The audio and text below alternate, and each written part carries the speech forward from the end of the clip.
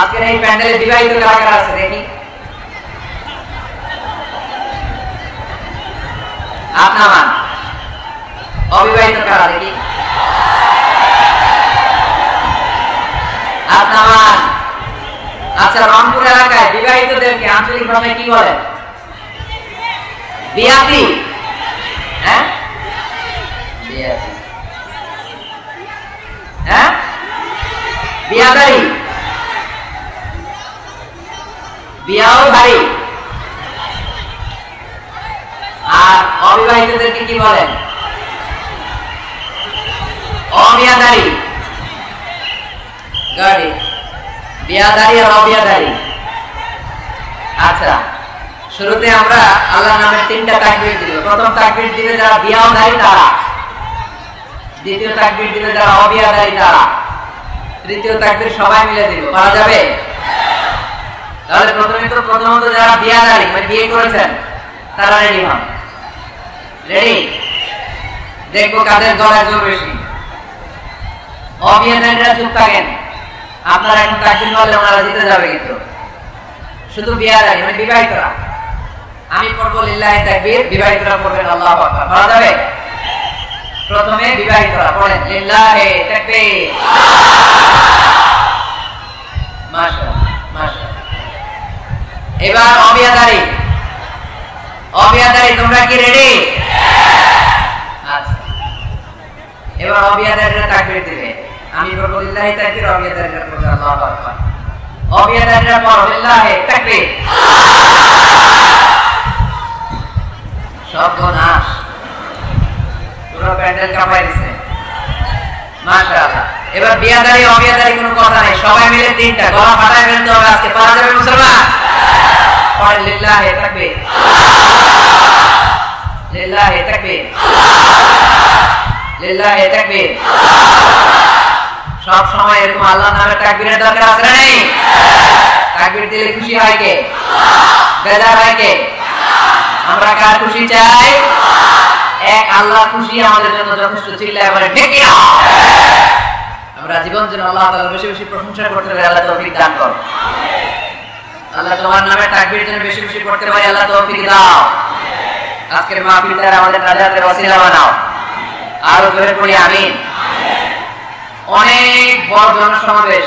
আমি আমার খালি চোখে যতটুকু দেখতে পাচ্ছি, আমার মনে হয় 1 থেকে 2 লক্ষ লোক প্যান্ডেলে।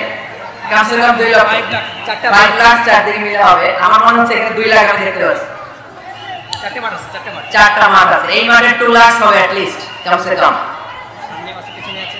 এখন এই যে এখানে যে হাজার হাজার মানুষ আপনারা ধাক্কাধাক্কি করতেছেন, আমার হাতে সময় কম। এখন প্রায় বেজে গেছে 3টা, 4টায় আজান, 1 ঘন্টা সময়।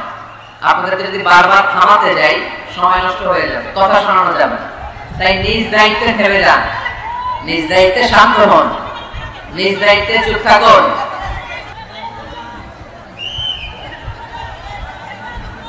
তৃতীয় তাফসীরুল কোরআনের মাহফিল 8 জানুয়ারি আলতাফনগর মাঠ, চতরা।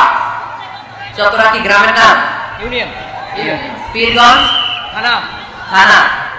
এখানে পীর সাহেব আছে নাকি এলাকায়? কি নাম পীর সাহেবের? শাহ ইসমাইল গাজী। ওনার নামে না পীরগঞ্জ? ওইরকম অনেক পীর, অনেক পীর আছেন এখানে। আছে রংপুর। রংপুরবাসীরা ভালো আছেন তো সবাই? শুনেছি এটা নাকি প্রধানমন্ত্রীর শ্বশুর বাড়ি। এইটাই এই পীরগঞ্জ থানায়। আলহামদুলিল্লাহ। আমাকে রেখেছেন প্রধান বক্তা।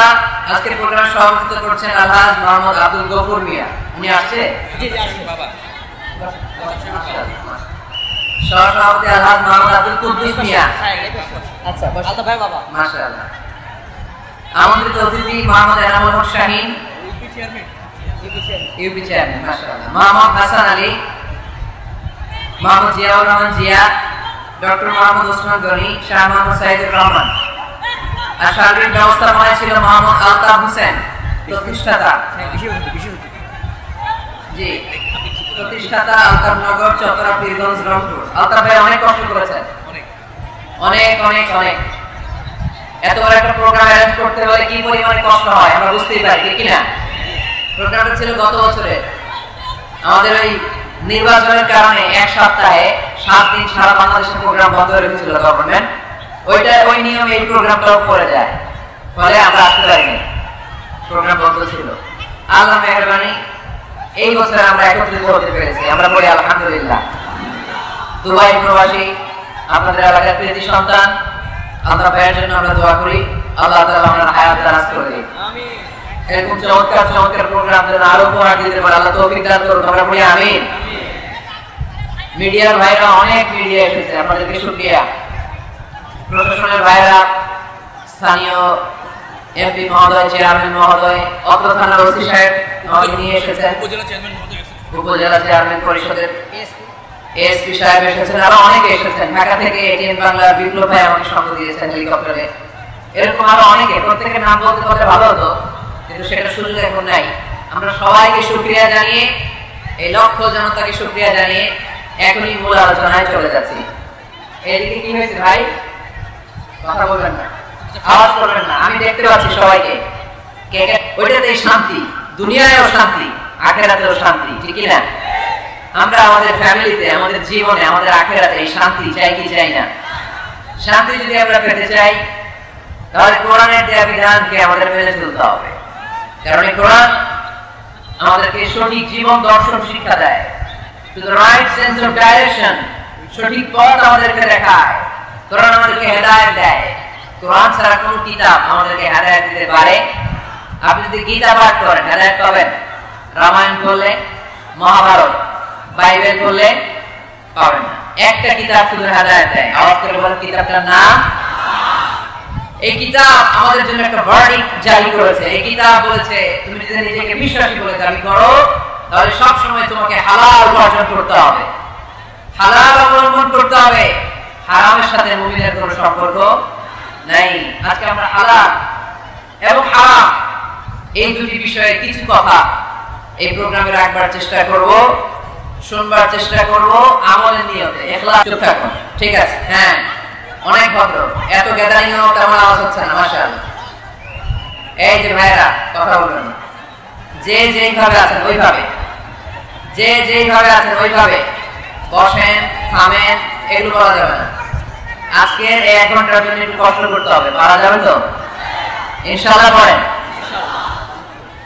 সাথে আওয়াজ করে পড়েন ইনশাআল্লাহ। তাহলে আপনি যদি বিশ্বাসী বলে নিজেকে দাবি করেন, আপনাকে হালাল খেতে হবে, হারাম খাওয়া যাবে? কথা বলেন। আমি প্রশ্ন করবো, আপনারা উত্তর দেন তো। সুদ খাওয়া হালাল না হারাম? ঘুষ খাওয়া, যৌতুক খাওয়া, ক্যাসিনোর ব্যবসা করা, পেঁয়াজের দাম বাড়ানো, খাদ্যে ভেজাল দেয়া, মাছের ফরমালিন দেয়া, ওজনে কম দেয়া, পর্নোগ্রাফি দেখা, ইন্ডিয়ান নায়িকাদের কোমর দুলানো ডান্স দেখা, হিন্দি সিরিয়াল দেখা, এগুলো হারাম। এগুলোর সাথে মুমিনের কোনো সম্পর্ক আছে? মুমিন কি চাইলেই যে কোনো জিনিস শুনতে পারে? মুমিন চাইলেই তার দু চোখ দিয়ে যে কোনো জিনিস দেখতে পারে? মুমিন কান দিয়ে তাই শুনে, যা শুনলে সওয়াব আছে না নাই? মুমিন তার চোখ দিয়ে তাই দেখে, যা দেখলে সওয়াব আছে না নাই? যেন কানে শুনি সদা তোমার কালাম, এ খোদা চোখে যেন দেখি শুধু কোরআনের আয়াত, শোনো আমার মুনাজাত। পড়েন, শোনো শোনো ইয়া ইলাহি আমার মুনাজাত, শোনো আমার মুনাজাত। পড়েন আমিন। আর জোরে পড়তে হবে আমিন। তাহলে ডান দিকে হালালের রাস্তা, বাম দিকে হারামের রাস্তা। ডান দিকে গেলে জান্নাত পাওয়া যায়, বাম দিকে গেলে জাহান্নাম পাওয়া যায়। নাও দ্য ডিসিশন ইজ ইয়োর্স, সিদ্ধান্ত আপনার, আপনি বাছাই করবেন কই যাবেন, ডানে না বায়ে? সবাই বলেন ডানে না বায়ে? হালাল না হারাম? হালাল। কিন্তু আমরা হালালও খাই, সাথে সাথে হারামও খাই, এজন্য আমাদের জীবনে বরকত নাই। খেয়াল রাখবেন, হালালে বরকত, হারামে কোনো বরকত নাই। হারাম দেখতে চাকচিক্যময়, হারামটা দেখতে ধোঁকা, এটা মরিচিকা, এটা ফুলে ফেপে বড় হয়ে ওঠা বিশাল জিনিস, কিন্তু আসলে ভিতরে কিছু নাই, ঠিক কি না? কিন্তু হালাল এটা দেখতে ছোট হলো, এর মধ্যে বরকত দেয় কে? উপার্জন অল্প হলেও এর মধ্যে বারাকা ঢুকিয়ে দিয়েছে কে? রিকশাওয়ালার বেতন ধরেন 4000 টাকা, মাসে 4000 টাকা বেতন, তারপরেও সে বাড়ি ভাড়া দিয়ে বাজার সদাই করে চিকিৎসার খরচ ব্যয় করে ছেলে মেয়েদেরকে মাদ্রাসা স্কুলে পড়িয়ে মাস শেষে আরো 300-400 টাকা তার পকেটে থেকে যায়। আলহামদুলিল্লাহ বলেন না? মাসের বেতন কয় হাজার? সবাই বলেন না কয় হাজার? 4000। আর বিশাল ব্যবসায়ী হারাম খায়, মাসে তার ইনকাম 5 লক্ষ টাকা। কয় লক্ষ? 5 লাখ টাকা ইনকাম, কিন্তু এক হসপিটালের বিল পরিশোধ করতে যে তার চলে যায় 3 লাখ। এরকম আসলে নাই? ওয়াইফের ক্যান্সার, নিজের ডায়াবেটিস, আলসার, কিছু খেতে পারে না, ডক্টরের বিল, ডক্টরের ভিজিট দিতে দিতে হাসপাতালের বিল পরিশোধ করতে করতে চলে যায় তার 3 লাখ। অন্যান্য খরচ শেষে আরো 2-2.5 লাখ, মাস শেষে 50,000 তার ঋণ থেকে যায়। আছে না নাই? তাহলে রিকশাওয়ালা 5,000 এর পরে মাস শেষে থেকে যায় 300-400। আর এই লোকটা 5 লক্ষ কামাইয়ের পরে মাস শেষে কিছু থাকে না, আর ঋণের বোঝা আওয়াজ করে বলেন ঠিক কিনা? কারণ রিকশাওয়ালার পয়সা হালাল, আর হালালে বরকত ঢুকাই দিছে কে? আরো জোরে বলতে হবে, হালালে বরকত দেয় কে? আওয়াজ করে উত্তর দেন তো। গরু খাওয়া হালাল না হারাম? কুকুর খাওয়া? কুকুর খান নাকি আপনারা? হারাম, এটা আমরা খাই না। রংপুরের বাজারগুলোতে যে কসাই আছে তারা কি প্রতিদিন কুকুর জবাই করে না গরু? বিয়ের অনুষ্ঠানগুলোতে কি জবাই হয়, কুকুর না গরু? কুরবানির ঈদে কি জবাই হয়? গরু। তাহলে কুকুর আমরা খাই না, কুকুর জবাই হয় না, জবাই হয় গরু, গরু আমরা খাই বেশি। এবার উত্তর দেন তো, গরু বা গাভী বছরে বাচ্চা দেয় কয়টা? কুকুর দেয় কয়টা? হ্যাঁ, 5টা, 6টা, 7টা। ফ্যামিলি প্ল্যানিং নাই তো, জন্ম নিয়ন্ত্রণের ঝামেলা নাই, যেটা আছে তাদের বাচ্চা হচ্ছে। তো দেখেন, গরু বাচ্চা দেয় কম, কুকুর বাচ্চা দিল বেশি। গরু খায় বেশি, কুকুর আবার কেউ খায় না। তারপরেও এই রংপুরের পীরগঞ্জে আওয়াজ করে বলেন তো, গরু বেশি না কুকুর বেশি? কি বেশি? এত খাইলাম, বাচ্চা দিল কম, এরপর গরু বেশি, কারণ গরু খাওয়া হালাল, আর হালালে বরকত দেয় কে? আজকের এই মাহফিলটা তখনই সার্থক হবে যখন আমরা এই সিদ্ধান্তে আসতে পারবো যে আমরা আমাদের জীবনে কখনো হারাম খাবো না। যুবক ছেলেরা, হারাম খাওয়া, যৌতুক খাওয়া, যারা বিয়ে করো নাই তারা বিয়েতে যৌতুক নিবা কে? হাত তোলো। ওই যে একটা হাত তুলছে, কত সাহস দেখছেন? যৌতুক খাওয়া যাবে? এখন গলার সাউন্ড কমে গেছে, আরো জোরে খাওয়া যাবে? যাবে না, এটা হারাম, হারাম। যৌতুক খাওয়া, কুকুরের পেশাব খাওয়া যত খারাপ, যৌতুক খাওয়া তার চাইতে বেশি খারাপ, ঠিক না? কারণ কুকুরের পেশাব খেলে শুধু হারাম খাওয়ার গুনাহ হয়, তাই না? আর যৌতুক খেলে 2 গুনাহ, হারাম খাওয়ার গুনাহ আর শ্বশুর বাড়ির উপর জুলুম করার গুনাহ। আওয়াজ করে বলে ঠিক কিনা? 4 টাকা দিতে হবে, বাস বাস বাস। এজন্য মুমিনের সাথে হারামের কোনো সম্পর্ক নাই। আমরা আমাদের জীবনটাকে হালাল দিয়ে সাজাতে চাই। রাজি আছেন তো? সবাই রাজি?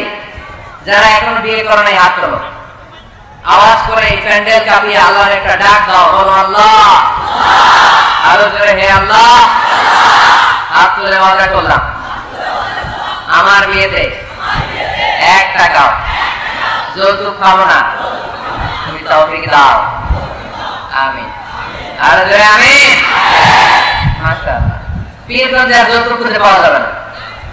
মেয়ের বাবাদেরকে বলি, যৌতুক চাই করবেন এটা, যে আদালতের মামলায় তুমি কিন্তু হাত তুলে ওয়াদা করছো যৌতুক খাবো না।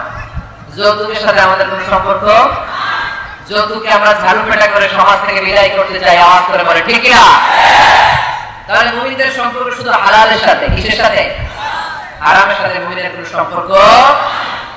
এজন্য রব্বুল আলামিন বলেন, ইয়া আইয়ুহান নাসু কুলু মিম্মা ফিল আরদি হালালান তাইয়্যিবা ওয়া লা তাত্তাবি'উ খুতুওয়াতিশ শাইতান ইন্নাহু লাকুম আদুউম মুবিন। ও মানুষেরা শোনো শোনো, খবরদার হারাম খেও না, জমিনে যেটা আমি পবিত্র বানিয়েছি, যেটাকে আমি হালাল বানিয়েছি, ওইটা খাও। হালালে বরকত দিয়েছে কে?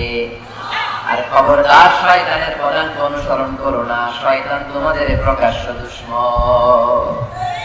ঠিক না? হালাল খেতে বলেছেন, যেটা জমিনে পবিত্র এটা আমরা খাবো, যেটা হালাল ওইটা আমরা খাবো। হারামের সাথে আমাদের কোনো সম্পর্ক নাই। এই সিদ্ধান্তে সবাই একমত তো? সবাই একমত?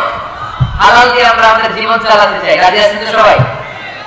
তাহলে আসুন হালাল এবং হারামের ব্যাপারে আমরা বিস্তারিত জেনে নেই, যে আমাদের জীবনে কোনটাকে আল্লাহ তাআলা হালাল করেছেন, কোনটাকে হারাম করেছেন, কিভাবে আমি হালাল দিয়ে আমার জীবনকে সাজাবো, কেমন করে হালাল দিয়ে জীবনকে গুছাবো, আর কেমন করে হারাম থেকে আমি বেঁচে থাকবো। এই মূলনীতি, এই প্রিন্সিপালস আমাদের জানা দরকার আছে না নাই? পীরগঞ্জের ভাইয়েরা, আমার রংপুরের প্রিয় ভাইয়েরা, আজকের এই চমৎকার দুপুরে আমরা হালাল এবং হারামের কিছু মূলনীতি জেনে যাব, যে মূলনীতিগুলো আপনি সামনে রাখলে আপনার পুরো জিন্দেগিতে, পুরো জীবনে হালাল হারাম নিয়ে আপনি কখনো আর কোনো কনফিউশনে পড়বেন না। আপনাদের মনোযোগ আছে তো? আসুন আমরা হালাল এবং হারামের মূলনীতিগুলো জেনে নিই। হালাল এবং হারামের প্রথম মূলনীতি হচ্ছে, এই পৃথিবীতে যা আছে সব হালাল। যা আছে সব কি? হালাল। মৌলিকভাবে এভরিথিং ইজ হালাল। যতক্ষণ না কোনো জিনিসের ব্যাপারে হারাম হওয়ার দলিল না পাওয়া যায়, ততক্ষণ পর্যন্ত সব কিছুকে হালাল করেছে কে? আল্লাহ। যখন দলিল পাওয়া যাবে যে এটা হারাম, তখন থেকে আমরা ওইটার কাছেও যাব না। তার পর্যন্ত সব হালাল। ঠিক কি না? বুঝতে পারছেন তো? আর হালাল প্রমাণ করতে হলে কোনো দলিলের প্রয়োজন হয় না। আমি যদি বলি এটা হালাল, কেউ যদি বলে এটা যে হালাল, দলিল কি? দলিল দেওয়া লাগবে না। কিন্তু হারাম বলতে হলে দলিল দিতে হয়। তাও যেন তেন দলিল নয়, অকাট্য দলিল। কোরআন এবং সুন্নাহ, কোরআন এবং সুন্নাহর অকাট্য দলিল ছাড়া কোনো জিনিসকে আপনি হারাম ঘোষণা করতে পারবেন না। এজন্য যারা বারবার হারাম হারাম হারাম হারাম বলে, এদের কাছে যাওয়া যাবে না। যারা আমাদেরকে আলো দেখায়, যারা আমাদেরকে আশা দেখায়, আমরা তাদের কাছে যাব। আল্লাহর হাবিব সাল্লাল্লাহু আলাইহি ওয়াসাল্লাম বলেছেন, বাশিরু ওয়ালা তুনাফিরু, সুসংবাদ দাও, মানুষকে দিন থেকে ভাগিও না। ইয়াসিরু ওয়ালা তুআসিরু, সহজ করে ইসলামকে উপস্থাপন করো, ইসলামকে কঠিন করো না। ঠিক কি না? আওয়াজ করে বলেন তো, ইসলাম পালন করা, ইসলাম মানা, এটা সহজ না কঠিন? জোরে বলেন, সহজ না কঠিন? ওযু করে নামাজ পড়া ফরজ, তাই না? ওযুর পানি নাই, তায়াম্মুম করে পড়লে কবুল করবে কে?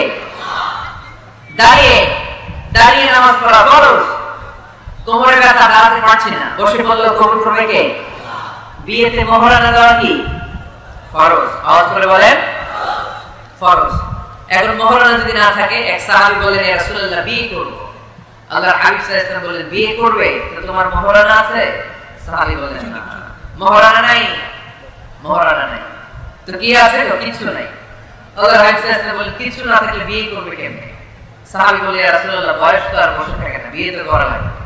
আল্লাহর হাবিব সাল্লাল্লাহু আলাইহি ওয়াসাল্লাম জিজ্ঞেস করলেন, কোরআন থেকে মুখস্থ কোন সূরা টুরা পারো? সাহাবী বললেন, পারি। এক যুবতী মেয়েকে জিজ্ঞেস করলেন, এই কোরআন পারো? সে বলে, না, কোরআন পারি না। আল্লাহর হাবিব সাল্লাল্লাহু আলাইহি ওয়াসাল্লাম বললেন, বিয়েতে রাজি আছো? মেয়ে বলল, রাজি। আল্লাহর হাবিব সাল্লাল্লাহু আলাইহি ওয়াসাল্লাম কোরআন জানা সাহাবী আর কোরআন না জানা এক নারীর সাথে বিয়ে পড়াইতেন।